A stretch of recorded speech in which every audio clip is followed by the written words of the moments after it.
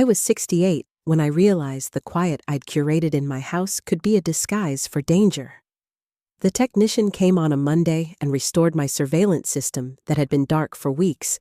A simple repair I forgot to announce to Marcus and Angelica because forgetting had become my second skin around them.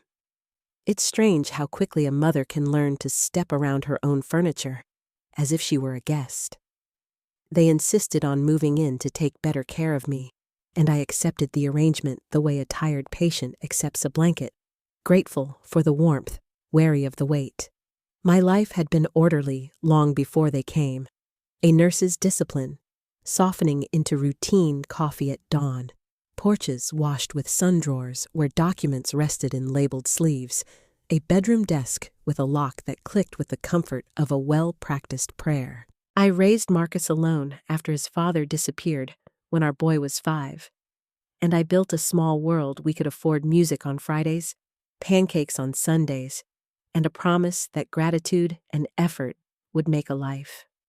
For years I believed it did. I believed it when the acceptance letter arrived, and I wrote checks that stretched my back like a rubber band. I believed it when commencement robes swallowed the boyishness left in his face, and I cried in a parking lot where no one could see me. I believed it when he landed his first job and posed in a shirt he called his future. I believed it when he brought home Angelica, all angles and polish, and the kind of smile that weighs a room before it blesses it. They said they wanted to help. They said my age required supervision. They used the word family often like a benediction and also a key. 3 days after the repair habit nudged me to try the app the technician had installed. I meant to check it later, but something old and animal in me pressed the icon anyway. The living room opened on my phone in crisp daylight. Papers sprawled like white tiles across my coffee table. My son, my boy. My blood stood over the folder where I keep deeds and insurance records and the documents that tell a house where to stand. Angelica held a page up to the window, like a jeweler inspecting a stone. Their voices came through as if the room itself were confessing. She asked where the original deed was. She mentioned Albert the lawyer, who had always felt like a shadow in a bar, asking for the original to make the forgery believable. Marcus said I was meticulous, as if neatness were treachery now. Angelica cited an appraisal number that made my stomach knot 500,000 reasons to become a winter in someone else's story. Once we have it in our names, she said we can sell and move her into something smaller. A 1-bedroom will be enough for her last years. The words last years reached for me like cold hands. My last years had faces neighbors at the market plants that knew my patience, the chair where I had rocked a fever out of a little boy who could not sleep unless he heard my voice. They had the audacity to make those years a budget line. I watched Marcus, my careful child, who once saved allowance money to buy me a birthday candle shaped like a heart walk into my bedroom on another camera and open drawers he knew were private. He called me paranoid with the casual cruelty of someone who needs an old accusation to justify a new crime. When he returned to the living room with empty hands, Angelica crossed her arms and announced a deadline Friday for producing the original deed. Without it, Albert couldn't do the job. Without the job, they would keep living on my crumbs. $700 a month had been my uneasy compromise with their promises of stability, a siphon I called peace to stop myself from admitting the truth. Crumbs, she said, and the word scratched something raw inside me. The plan was simple: pressure me. Wave papers in my face labeled urgent, guiding me to signatures I'd be too confused to question, count on guilt to bend what decency could not. They stacked my documents back into a careless heap and left the room. Marcus paused beneath the camera and murmured that he wished they didn't have to do this, and for the space of a heartbeat, Hope made a frail attempt at standing. Angelica set her hand on his shoulder and reminded him of futures and children and independence from a senile old woman, and I watched the wish fall off his face like a leaf that had lost its hold. "You're right," he said. "It's time to think about us." I sat alone in the kitchen with my phone as if it were a mirror showing me a stranger I had refused to name.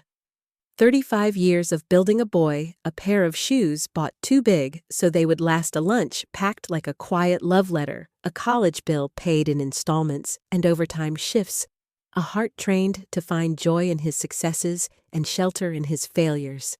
And this was the return, a negotiation to move me like a piece of furniture. But there was something they didn't know. The cameras worked. The house had eyes again. I could watch them plan, and I could listen to their voices make crimes out of appetites. For the first time in months, power returned to my hands. Not the kind that smashes, the kind that chooses. I made a decision I would be what their arrogance had made me forget I could be deliberate. The next days, I lived two lives. I cooked their favorites and asked after their plans with the grace of a woman who refuses to add ugliness to a room, even when she's forced to share it. I also became a witness. The app granted me corridors I didn't have to walk, and the house told me truths without shyness. On Tuesday, I watched them map their next steps on my couch. Angelica said Albert had the documents ready. He needed the original deed for signature comparisons. She said it like a recipe direction, precise and unblushing. Marcus worried I'd notice. Angelica laughed like ice cracking. She cataloged my routines, my comfort, in order the way I liked my life to be just so, and used them as tools against me. She laid out a plan for what would happen once the house became liquidity, a decent retirement home affordable, but comfortable, paid for by the sale of the place I had turned into a body that could hold our lives. Marcus softened then, and she dealt him reassurance like a dealer sliding cards at a rigged table. Albert had done this before.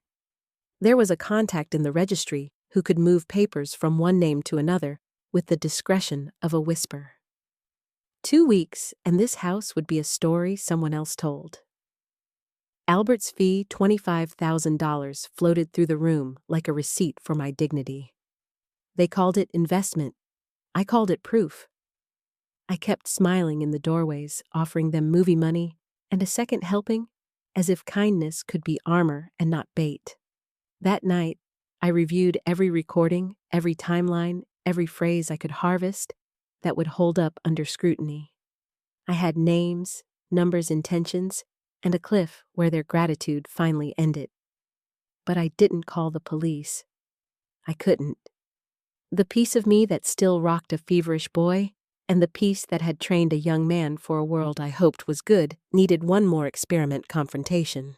Not because I doubted the danger, but because I wanted to know if there was any rope left between us that wasn't already frayed to nothing. Rain began Wednesday, as if the sky needed to speak in a language even I couldn't ignore. We ate breakfast under its drum. Marcus took my hand and told me they had been thinking about my future will's medical directives necessities. Angelica set a folder on the table like a patient offering tribute to a doctor. They said a lawyer friend had prepared standard forms so that if anything happened to me, everything would be in order and Marcus could help. Words like transfer and assignment of rights and irrevocable power lay in small print like tripwires. I asked to read, to understand, to slow down. Angelica called 20 pages of legal jargon impractical to absorb. Marcus said a tax change made urgency prudent. When I insisted on time, Marcus's patience cracked loud enough to split the air. "Just sign the damn papers," he barked, and I watched the beast step out of the costume. He tried to stuff it back inside, but costumes don't mend that fast. I put the papers into a kitchen drawer, a silly symbolism perhaps, but I needed the gesture like a lung needs air. In my room, I locked the door and opened my phone. Their whispers came through the screen like snakes in grass. If the easy way failed, they would press another way. They drew up a budget of my dependents and planned to cancel the comforts they had framed as gifts: supplemental insurance, car rides to appointments, heavy groceries lifted by younger arms. If she has to live only on her pension, Angelica said she'll sign to get her stability back. They did not know my pension, and I had made a pact. It was humble, but it was honest. And dignity eats simpler than greed ever will. That afternoon, the strategy became a performance. They announced temporary adjustments at breakfast. The insurance canceled the car, now reserved for urgent needs, the shopping pared to what my hands could carry. Then they offered a solution: sign the documents and unlock long-term investments in our family situation. I lifted the mask off their logic and set it on the table, so the papers weren't for my protection. They froze. Silence is a diagnostic tool. I told them no more euphemisms. You want what's yours, and you've decided I'm in your way. Angelica wore the condescension of someone who believes patience is the same as proof. She suggested I was confused by complex information. I said I was betrayed, and the word finally made Marcus flinch like an old scar remembering its first pain. He shouted that he was not stealing, he was securing our future. Our future, he said, as if my presence in that pronoun were a given. I told him what I had heard about retirement homes and resale value and the comfort of planning my last years. He reached for denial, but I reached for my phone. Do you want me to play your exact words? The color left their faces. You weren't recording us, he whispered. No, I said. You recorded yourselves. The repaired camera did not ask your permission to tell the truth. Angelica's chair scraped the floor like a threat. How long have you been spying? Since Tuesday, I said. Long enough to collect names, sums, deadlines, a lawyer's role, and the plan to sell my life for your comfort. Marcus begged for explanation. I asked him why the words "you're right, it's time to think about us" fit so easily in his mouth when she told him to stop treating me like his saintly mother and start seeing me as an obstacle. He had no answer manageable enough to pass inspection. Angelica rallied with a new tactic: intimidation wrapped in the law's vocabulary. What will you do with your edited little files? She asked. Destroy your only son, who will believe the paranoid old woman who spies on family and isolates herself and invents conspiracies. She said recordings made without consent wouldn't stand. She said our right of residence made my cameras a violation. She said any lawyer with a pulse could throw out my evidence before lunch. Marcus lifted his head like someone finally remembering his lines. He worried about me, he said. He'd noticed mood swings, distrust, forgetfulness symptoms. They called my vigilance illness. They reframed their confession as my delusion. It was a clever edifice they tried to build around me, and for a moment I felt the floor falling. Then I asked the only question that mattered: if it's all so innocent, you won't mind letting an independent lawyer whom I choose review the documents. Silence again, and in that pause lay the rattling heart of their fear. Of course, Angelica said, and made the word sound like a curtain drawn over a window, not a promise of light. They changed tactics overnight. Excessive kindness arrived the voice you use for the frail, the gentle questions cataloging symptoms you hope to create. Marcus called my doctor, describing paranoia and danger. I heard him with my ear to a door like a teenager and hated the posture even as I accepted its necessity. Dr. Rodriguez had cared for me for 15 years. When I called her and asked for a private appointment, she asked if I felt safe at home. I told her everything: the plan for the deed, the lawyer in the shadows, the price of my house, the whip of the word obstacle, the documents dressed as mercy, the attempt to build a medical case out of my attention. She listened as if listening were a medical instrument. She examined me the way a good physician examines the truth tests for memory and reason and executive function, a map of cognition drawn without pity. You're sharper than women 20 years younger, she said when we finished. She wrote it down so it would be real in the places where the world requires ink to believe a woman. She gave me names: a detective who specialized in families that learned to steal softly, a lawyer who knew how to turn attempted theft into a file sturdy enough to stop a bulldozer. I walked out with a backbone newly notarized. At home, I lied with precision. The doctor says I'm fine. I told them perhaps a little stress, and that I should review everything calmly before I sign. They relaxed like cats in sun. Then I made calls of my own. The detective confirmed what I needed in my home with reasonable suspicion I could record. He and a technician arrived at dawn and tucked small eyes into my living room and dining room and placed a microphone where my blouse would hide it. Be cautious, but cooperative, he coached. Let them say the words we need. At 2 p.m, we reconvened at the dining table. Marcus explained power of attorney like a bedtime story. I asked why dispose of real estate lived so close to for welfare. Angelica called emergencies the justification again, with that retirement home hovering like a cloud they insisted would bless us. I told them I had heard her name a dollar figure for my garden and call it care. The script skipped. I said Albert's name out loud and watched panic discover an exit and then realize the doors were locked. Marcus accused. I corrected. Protection, not spying. Angelica said I had no proof. I said, "Are you sure?" She bragged about removing cameras, erasing drives, faking alibis, and for a breathtaking second, her arrogance did me a favor and confessed the entire strategy flat out. Then they told me, Plan B, pay for a certificate to declare me incompetent, place me wherever was cheapest, sell the house for their future, and cut me out of the picture I had painted with my life. My son, the one I had built with open hands, said I had served my purpose. It is a chilling thing to discover. You were a ladder for people who plan to walk away as soon as they step over your head. I held the pen they offered the way you hold a snake just behind its head. Then I dropped it. That's when the front door opened. A detective introduced himself. 2 officers walked in. My lawyer stepped around my chair with the kind of unhurried certainty you only learn by rescuing people one case at a time. The detective said Marcus and Angelica were under arrest, conspiracy to commit fraud, attempted forgery, elder financial abuse. I set my hidden microphone on the table, as if it were a trophy, and watched relief become a physical sensation I could almost touch.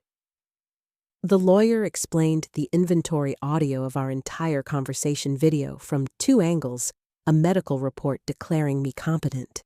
Angelica called it a trap. The detective called it lawful vigilance. Marcus turned fury into a last weapon and pointed it at me. If you'd been normal, none of this would be necessary. Normal, he said, as if giving my life to him had been the healthy thing. I told him what I had done for 35 years and what I had asked for in return. Respect, honesty, something resembling love. He had mistaken my generosity for a blank check. Angelica called their presence a form of care. I called it a vigil over a perceived weakness, the kind vultures practice while the body is still breathing. The detective walked them out and recited charges the way a town crier lists the facts the square needs to hear. My lawyer said there could be a deal if mercy was a muscle.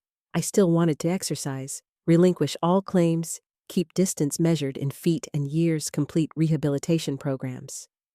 The door closed. Silence changed temperature. The chair remembered my shape. The house remembered my name. I sat down and realized that power in its gentlest form is simply the right to decide where you will keep yourself. The house exhaled after they were taken away, as if the walls had been holding their breath alongside me. For the first time in months, I walked from room to room without pretending to be invisible. The kitchen smelled like rosemary from the plant Alma had given me. The bedroom desk still held my papers untouched, and my living room, the stage of their plotting, felt smaller now, stripped of menace.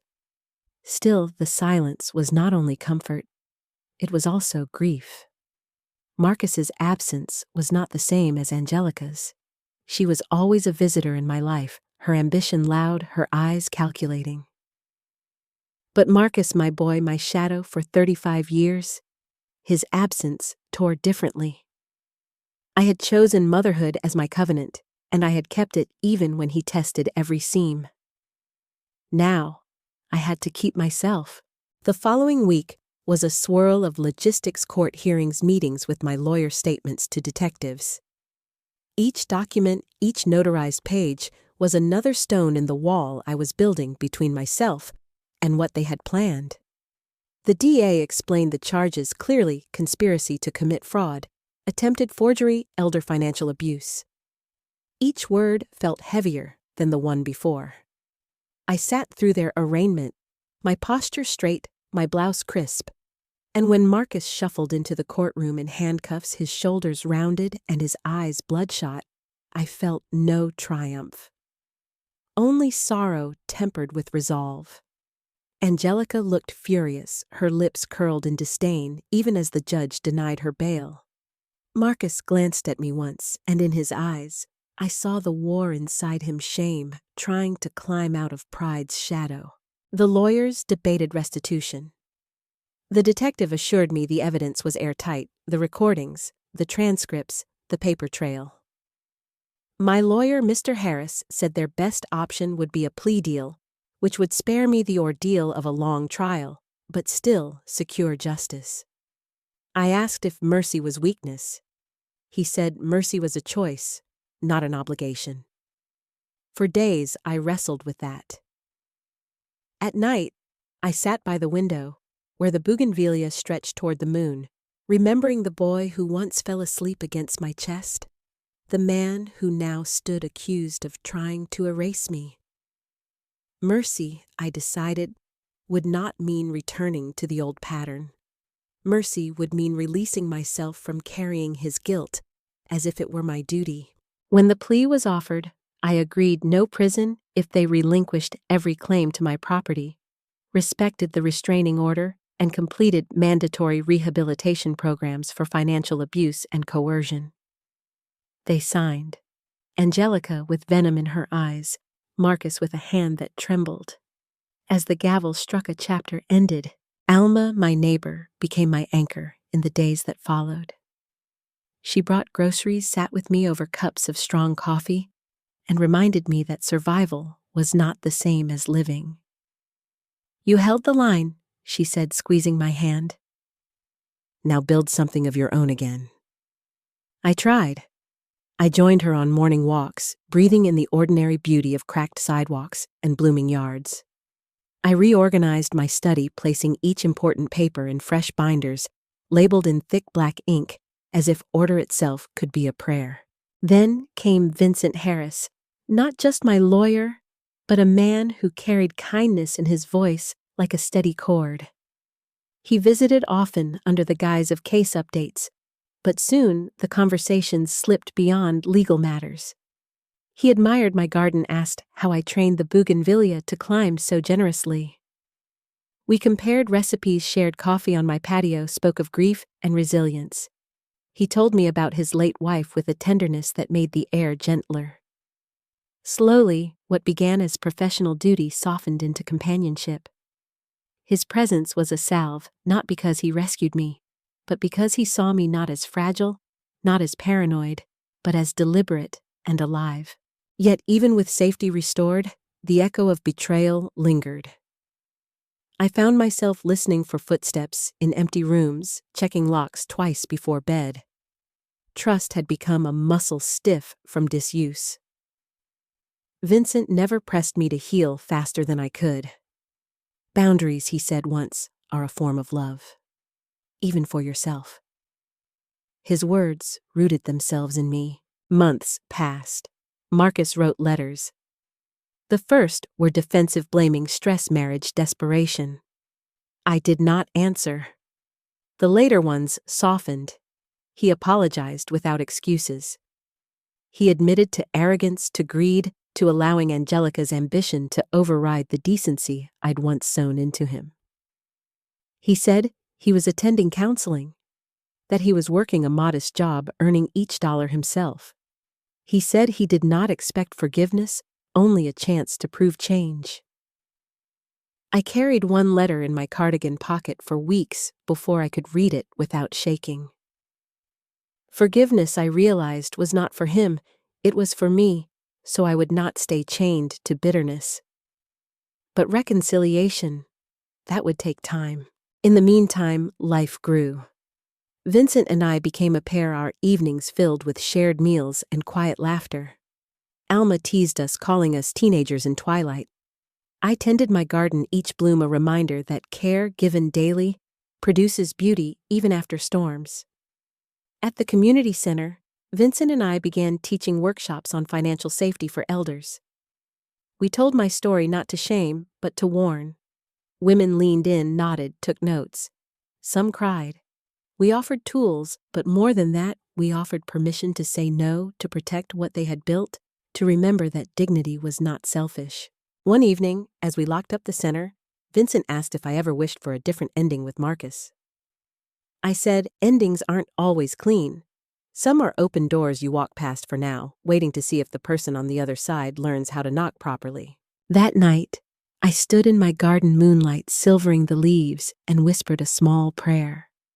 Not for things to return as they were, but for the courage to keep what was mine, my house, my dignity, my peace.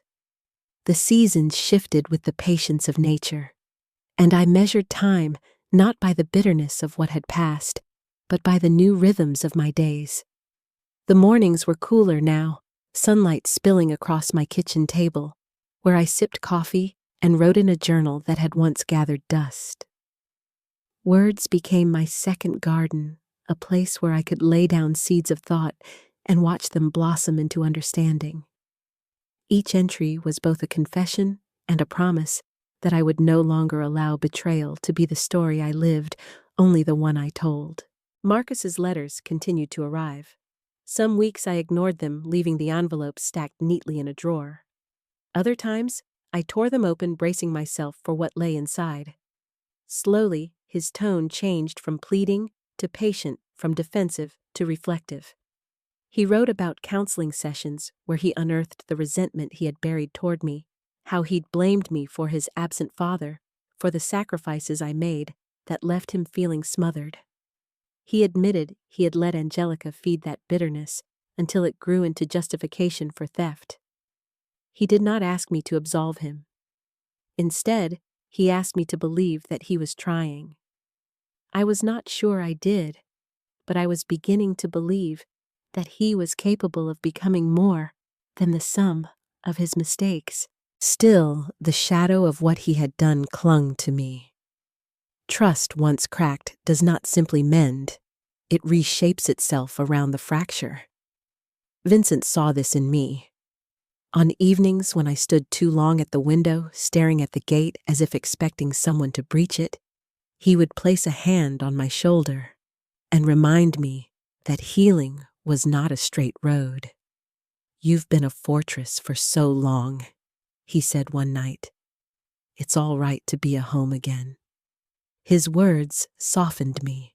Together, Vincent and I poured energy into the workshops at the community center. We called them Guarding What You've Built.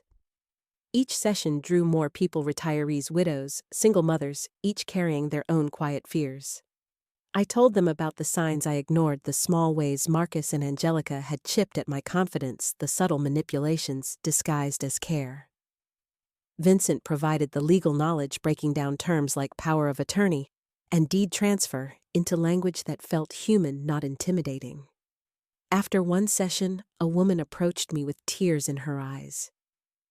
"You saved me," she whispered.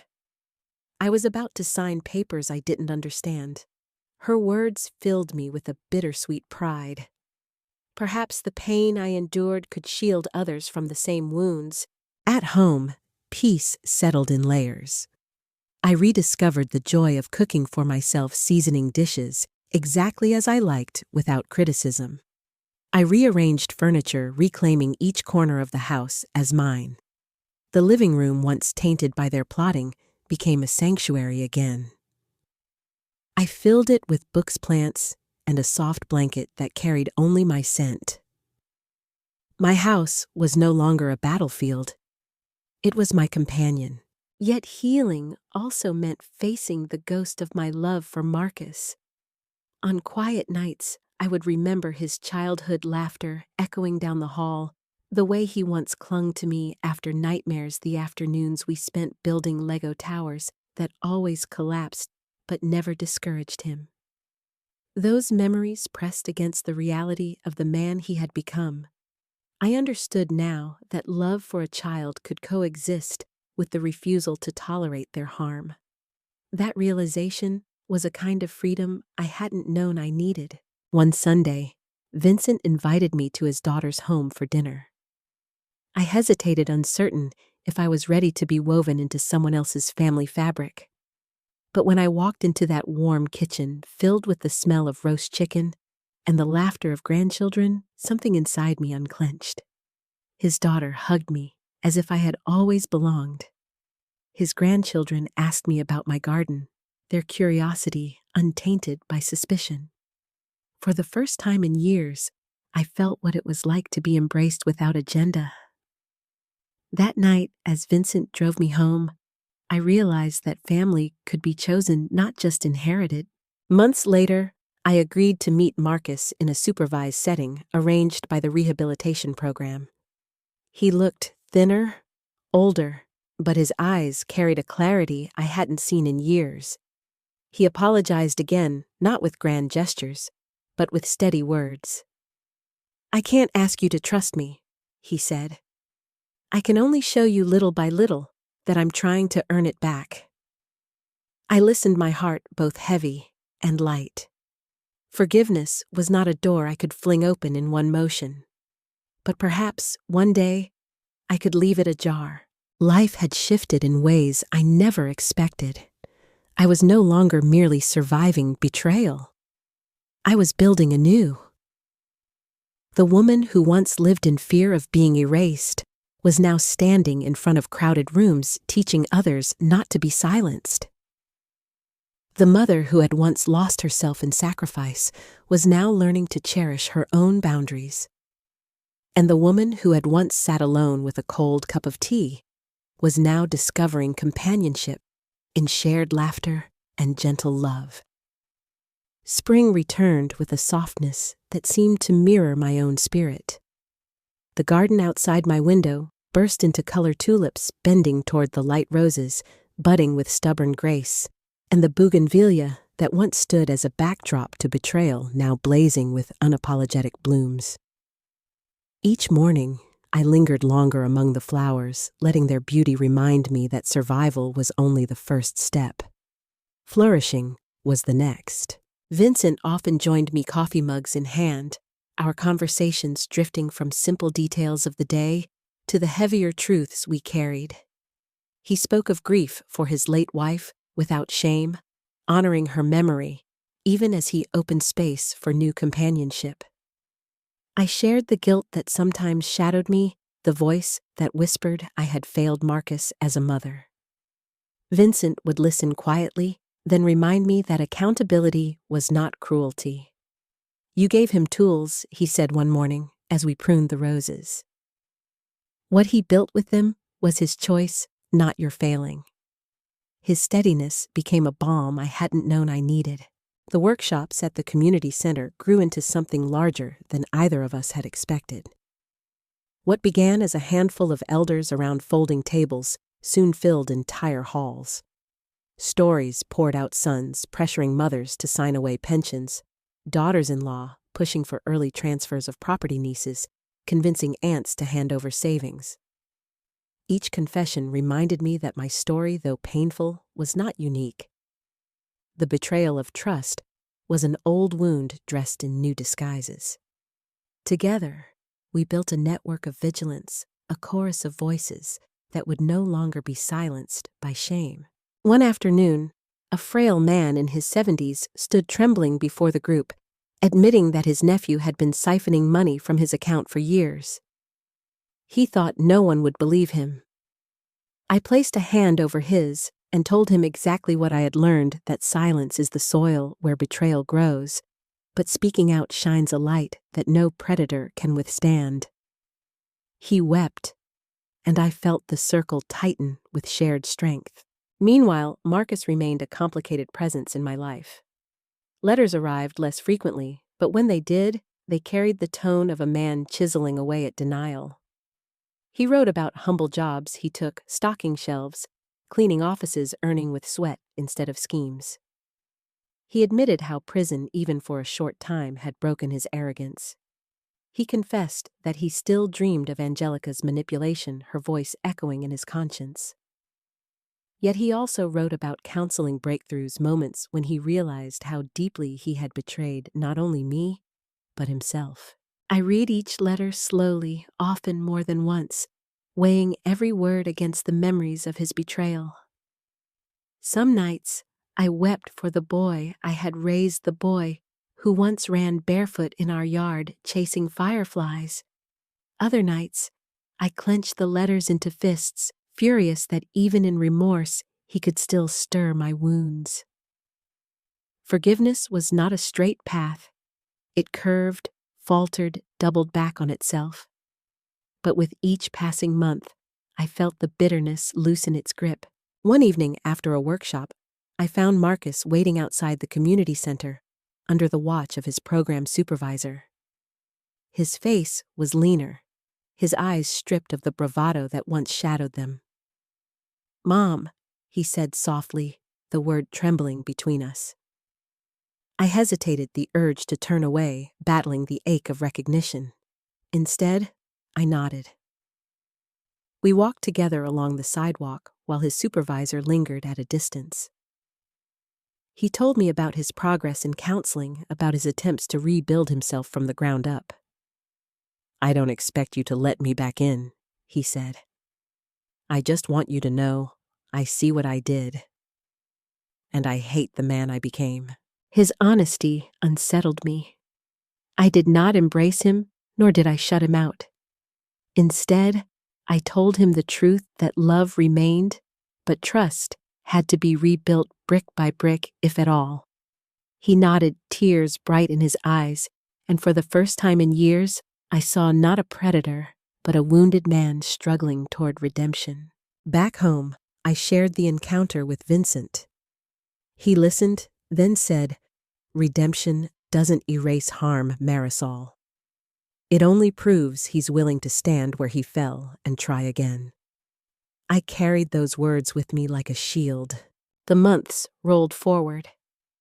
I found joy in small rituals, cooking meals seasoned exactly to my taste, playing music in the evenings, hosting neighbors for coffee and laughter. My house, once a cage of fear, had become a haven of peace again. The armchair where Marcus once slumped while plotting now cradled me as I read novels under warm lamplight. Each corner whispered not of what was lost, but of what was reclaimed. Still, I knew the journey was not complete.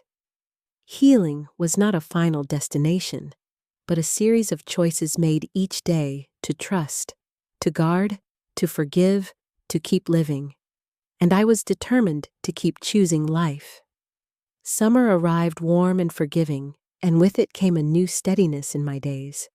The house that once trembled with betrayal now pulsed with a quieter rhythm. The hum of the refrigerator, the creak of floorboards, the rustle of leaves against the windows. These were no longer reminders of absence, but confirmations of presence mine. Each morning, I opened the curtains wide, letting sunlight fill every corner, as if to prove no shadows lingered here anymore. Vincent became a fixture of my life, not through grand gestures, but through constancy. He was there with groceries when my back ached, with laughter when the air grew too heavy, with a hand steadying mine when doubt threatened to return. In him, I found not only companionship, but also a mirror, someone who saw my resilience and reflected it back when I forgot. His love was not demanding. It was patient, like a garden waiting for rain. The workshops we led at the community center evolved into a movement. We were invited to churches, libraries, even local television programs to share the lessons carved out of my scars. Each time I told my story, the shame loosened further. I was no longer simply a mother betrayed. I was a woman who had fought back, who had won. And in telling, I gave permission to others to step out of silence. Survivors clasped my hands, their eyes wet with gratitude. One woman whispered, "Because of you, I told my daughter no for the first time in years." That was worth more than any inheritance or property proof that my pain had become power, not just for me, but for others. Marcus remained at a distance, bound by the terms of our agreement. Yet letters still came less frequent but more measured. In one he wrote, "I know I may never step foot in that house again, but I want you to know I've stopped seeing it as mine. It's yours, Mom. Always was, always will be." The words ached not because they healed, but because they revealed how long he had failed to understand.